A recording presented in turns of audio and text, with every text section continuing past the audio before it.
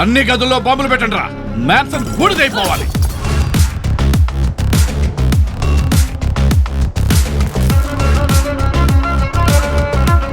తీరా హుక్కు.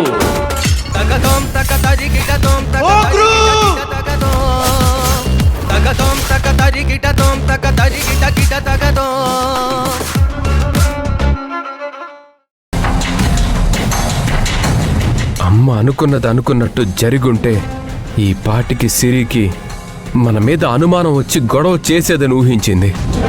కానీ అలా జరగలేదు. ఈ పని ఎవరు చేసుంటారు? ఖచ్చితంగా ఇది అమ్మ పనే. ఇలా 4 గోడలు దాటి సిరికి సినిమా టికెట్లు ఎలా దొరుకుతాయి? నాన్నకు అసలు అవసరమే లేదు. ఇక పని మనిషి అంటావా? అసలు ఈ విధంగా ఆలోచించే ధైర్యం కూడా లేదు. ఇక మిగిలింది అమ్మే కదా.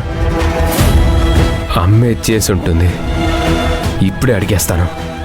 ఆగండి, ఏమని అడుగుతారు? మంజు ఈ ఇంట్లో ఉండడం నీకు ఇష్టం లేదా అమ్మా అని అడుగుతారా? అవును. ఆవిడికి నేను ఈ ఇంట్లో ఉండడం ఇష్టం లేకపోయినా డైరెక్ట్గా ఎక్స్ప్రెస్ చేయలేదు కదా.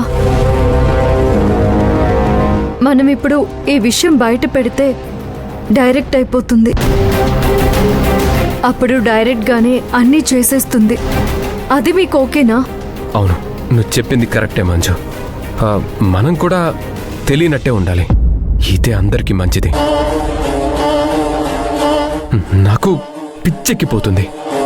ఒక పక్క సిరి విషయంలో ఏం చేయాలో అర్థం కాక చస్తుంటే, మరో పక్క అమ్మ కూడా ఇలా తయారైంది.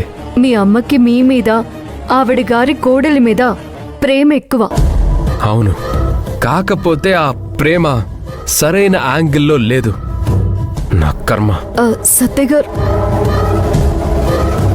మనమ్మ గారి ప్లాన్ ఎందుకు చేసుంటారు? దాక్షాయిని ఇక్కడే ఉంది. తనకి సిరి కావాలి. అయినా సిరి నా మీద, సత్యగారి మీద అనుమానం పెంచుకుంటే దాక్షాయినికి ఏం ఒరుగుతుంది?